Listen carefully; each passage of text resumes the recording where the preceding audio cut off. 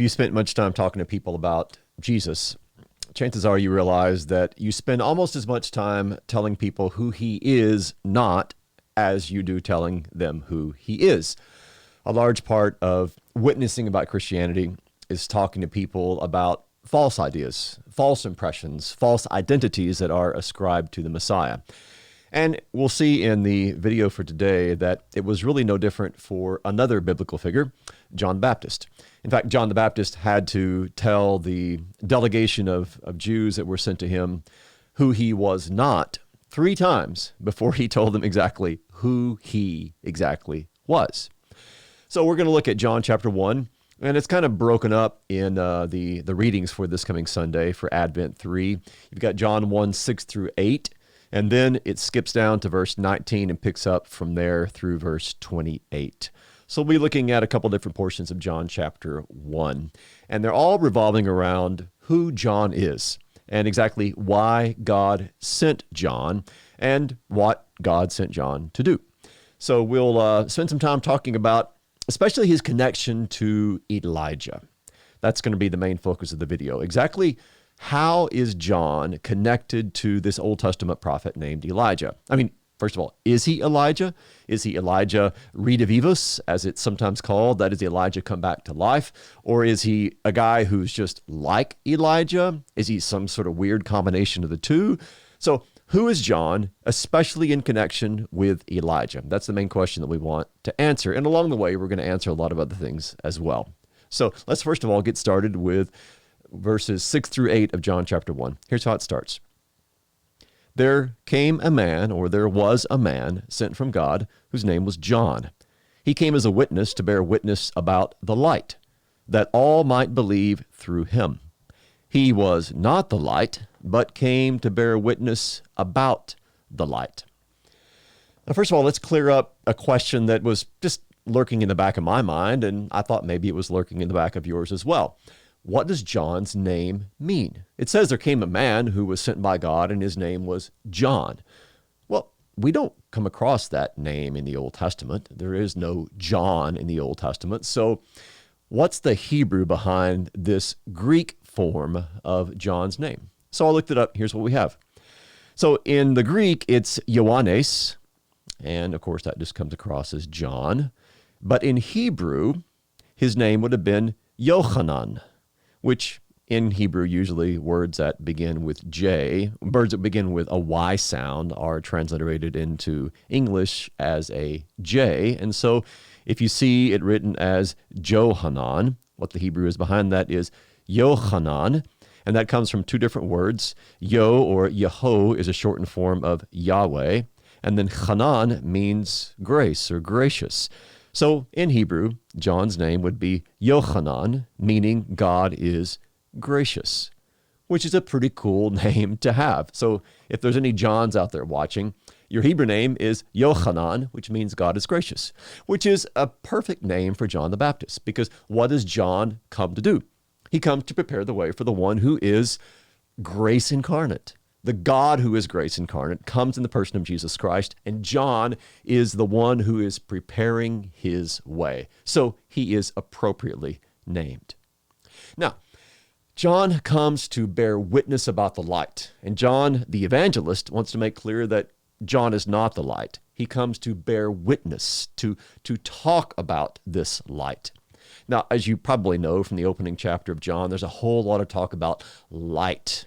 So what's the Old Testament background to this discussion of light and how Christ is related to light? Well, if you go back to Genesis 1, verses 3 through 5, you discover several fascinating things about light. First of all, light is the very first thing that's spoken into creation. God says, Yehi or, let there be light. It's the first part of creation that meets God's approval. God saw that the light was good, was tov. It's also the first separation that God makes. God separated the light from the darkness, and it's the first thing that God named. God called the light day. And so after that, from Genesis to Revelation, light betokens life and joy and salvation and the gospel and even Christ himself, because he's the light of the world, as John says in chapter 8, in whom is life, and that life was the light of men, John 1, chapter 4. So all of this Old Testament background that begins in the book of Genesis chapter 1 about light and light connected with God's gifts, about God's illumination in the midst of our darkness, God bringing light to our benighted souls, God doing all of these works of good are often connected with the metaphor of light. So, of course, John begins his gospel with the two words in arche, sending us back to Genesis chapter 1. And when we're there, we read about light. And so John connects Christ with that light. He's the uncreated light. He, as we say in the Nicene Creed, is light of light. He's begotten of the light. He gets his light essence, if you will, from the essence of the Father. Okay, so that's a little bit about John and his name and how he bears witness to the light. Now we're going to transition from there to verse 19 and following. But as we do, I want to point out something that just kind of gets under my skin about translation. So a brief translation rant. It's this. Okay, if you look at John 1, 7, and 8, we have three times the word of witness, the word martyria, or the verbal form of that. So we have John came as a martyrion, a witness, to bear witness, martyrese, about the light, that all might believe through him. He was not the light, but he came to bear witness, martyrese, about the light. Okay, so it's pretty clear that John wants us to connect all of this together. You have the noun form, you have the verbal form about bearing witness. This is, by the way, where we get our word martyr from. A martyr is a witness. Then you skip down just a few verses from verse 8 to verse 19, and the ESV, instead of translating it as witness, as they did in 7 and 8, now they change it to testimony. And this is the testimony, martyria of John. Now, my rant is, for those who do not understand, for those who don't read in the original, for those who are just working with English, why not make it easier to connect these sections of John chapter 1 by using the same English word? Why change it to something different just a few verses later? It would help people out a lot, for those who don't know Greek, if that consistency in the English could remain at least in the same context so people could keep these together. So that's my brief rant. If you're reading in English, now you know that the Greek words underlying these two sections are exactly the same. John is the witness. He comes to bear witness. He is bearing witness about this light. Okay. Now, John right away is faced with these representatives. There's like a delegation that's sent from the leadership among the Jews to ask John who he is. And we have a threefold denial on John's part, which is kind of cool because it's going to match another, very different, but another threefold denial when we get to John chapter 18. So I'm talking, of course, about Peter's denial. So let me put these two up together and let's compare and contrast the two. So John denies 3 times that he is either the Christ or Elijah or the prophet. So when they ask him, are you the Christ? He says, ego uk emi ho Christos. I am not the Christ. They ask, are you Elijah? He says, uk emi. I am not. They say, are you the prophet? And he responds with one word, no. So threefold denial on the part of John. He's not Christ. He's not Elijah. He's not the prophet. So skip ahead to chapter 18. You know the setting, right? Jesus has been arrested. Peter is close by. He's in the courtyard. He's kind of watching what's going on. And he gets asked, hey, Peter, aren't you one of this guy's disciples? And he responds, uk eimi, same two Greek words that John uses when they ask him, are you Elijah? He's like, nope, I'm not. And again, they ask him, surely you're one of this man's disciples, aren't you? And again, he responds, uk eimi, I am not. And then finally they say, well, weren't you in the garden earlier? And again, Peter denies it. So we have a threefold denial on the part of John and on the part of Peter, but very different denials. John is denying that he is either the prophet or the Christ or Elijah. Peter, on the other hand, denies 3 times that he has anything to do with the Messiah. So you can have a kind of a comparison and contrast between these 2 different very kinds of denials as they are both related to the person of Christ. Now, you might be asking yourself, what's the background of this 3 business that we hear a whole lot about in scriptures? Well, we need to go back to the Old Testament to figure that out. So if you go back to already the book of Deuteronomy, there's an accent upon the fact that something needs to be established by the testimony of 2 or 3 witnesses. So if you look at Deuteronomy chapter 19, it says a single witness is not going to suffice if you're going to bring a charge against someone. Instead, only on the evidence of 2 witnesses or of 3 witnesses shall a charge be established. Skip ahead to a very familiar passage, but a passage usually ripped out of context. Matthew 18, verse 20 says, where 2 or 3 are gathered in my name, there am I among them. This is not talking about what people usually quote this verse to refer to, some kind of gathering of Christians together for mutual edification or study. It's talking about when a charge is brought against a brother or sister who's part of the community. So the legal context in Deuteronomy applies also to Matthew chapter 18. But the main point I want to make is that 2 or 3 witnesses are required. Paul in 2 Corinthians 13 says, this is the 3rd time I'm coming to you. Every charge must be established by the evidence of 2 or 3 witnesses. And then finally, another parallel to this, in Acts chapter 10, when Peter has that great vision of the sheet being let down from heaven full of unclean animals, he sees the vision of the sheet 3 times, and that's followed immediately by a visit from 3 men. That's Acts 10, 16, and 19. So what's happening here? Well, you have this basic biblical principle that if something needs to be established as the truth, whether it's an accusation against someone in the legal realm or an accusation against a brother or sister that they are caught in an unrepentant sin, or whether it's something that God just really wants to affirm to his people as undeniably true, then that's usually done on the basis of a threefold testimony. So when you look at what happens with John, he's asked 3 times, are you the Christ? Are you Elijah? Are you the prophet? And 3 times John says no, which I think would argue that it establishes him as kind of the ideal model witness. He's the ideal martyr. He's the ideal witness to who Christ is. I think that's what's going on with that threefold witness that we have discussed there. Okay, now let's get into really the main topic, and that is Elijah. So he's asked 3 different things. Are you the Christ? Well, obviously not. John says, no, I'm not the Christ. But then he's asked, are you Elijah? We're going to get to the prophet too, just briefly, but let's talk more about Elijah. What is the deal about Elijah? Who is he? And what can we learn about some traditions circulating concerning Elijah? Well, first of all, why this focus on Elijah? He comes up a lot of times in the New Testament. Well, he was a pivotal player, if you will, a pivotal person in the Old Testament. If you look in 1st and 2nd Kings, mainly 1st Kings, but a couple chapters into 2nd Kings as well, Elijah plays a pivotal role in fighting this cult of Baal that especially was creeping down from this interrelationship between Israel and Judah and Phoenicia at the time.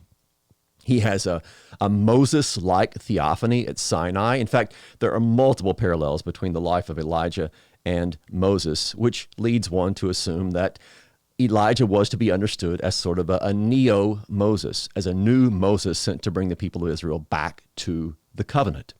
And of course, most memorably, in 2 Kings chapter 2, Elijah doesn't die. Instead, he's taken up alive into heaven on a chariot of fire.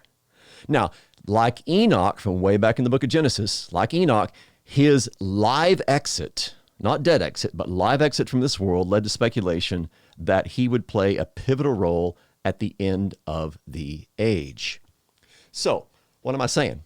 I'm saying that in between the time that the last Old Testament biblical book was penned and the beginning of the New Testament era, there was all kinds of speculation that crept up concerning the person of Elijah. I mean, he didn't die, so what's he doing? I mean, is he going to come back? Is he going to be somehow involved in the coming of the new age, the coming of the age of the Messiah?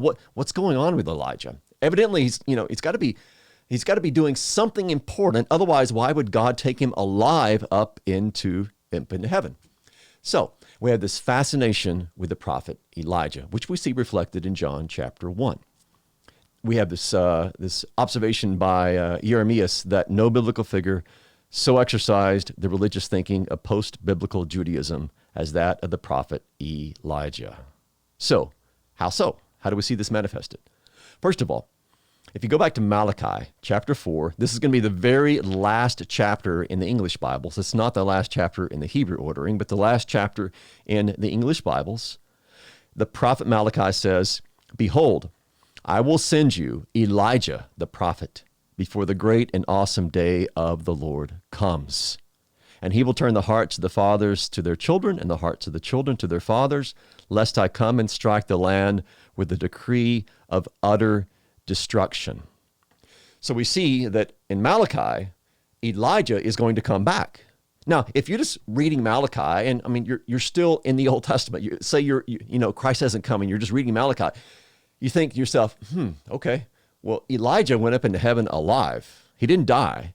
And Malachi says Elijah is going to come back before this awful, dreadful day of the Lord. So maybe Elijah is going to actually come back to life and be on earth again. I mean, that would be kind of a logical deduction to draw from what happened to Elijah in 2 Kings chapter 2 and what Malachi says in chapter 4, right? Yeah, I mean, it's inaccurate, but that would be at least a conclusion that you could come to based upon the evidence, right? And a lot of Jews did. In the intertestamental period between the Old Testament and the New Testament writings, we have a lot of speculation concerning the person of Elijah. And some people thought actually that he would come back to life. So let's look at a couple more examples of how this manifested itself. First of all, in the book of Enoch, 1 Enoch chapter 89, it says that Elijah was taken up into paradise. And on occasion, we learn from other sources, he is sent to help the people of God. Now, I don't know if you've ever caught this or not, but remember in Mark chapter 15, this is right after Christ says, "Eli, Eli, lama sabachthani," my God, why have you forsaken me? So right after he cries that out on the cross, some of the bystanders, hearing it, said, "Behold, he's calling Elijah." Now, maybe when they heard Eli, Eli, they thought he was talking about Elijah. But either way, behind this is the understanding, one of these Jewish traditions, that Elijah actually came to people's aid during times of need. Just like the historical figure Elijah came to the aid of widows and other people who were in need. This was kind of one of these traditions that circulated, and we see that reflected in what the people were assuming when Christ cried that out from the cross. So that's one or a couple of the traditions about Elijah. What else do we have? Well, in the book of Sirach, Ecclesiasticus, it's also called in chapter 48, verse 10, supplementing what Malachi says in chapter 4, Jesus ben Sirach says that Elijah, when he comes again, will restore the tribes of Jacob. So we have this idea that before the Messiah comes, that Elijah will come back down, and he's going to be the one who kind of brings everybody back together, right? He's going to restore the unity of the tribes of Israel. And then finally, to echo what I've already said, there's these traditions of Elijah who's going to come back to life again, this Elijah redivivus. And these traditions often supposed that Elijah would come and he would anoint the Messiah in a priestly sort of way. We see this reflected in a first century AD text by the apologist Justin in his dialogue with Trypho in chapter 8 and in chapter 49, that he would come and would anoint the Messiah. Okay, so those are some of the traditions about Elijah that we have circulating around in the first century. Okay, now let's kind of get back to the text of 1 John and wrap up, because John says, "I am not Elijah." Now, if you look at some other parts of the Gospels, we have evidence that actually he was Elijah in some form or fashion. So that's the question. When you look at John as compared to Matthew, Mark, and Luke, you have the question, is John Elijah or not? Well, the answer is a frustrating yes and no.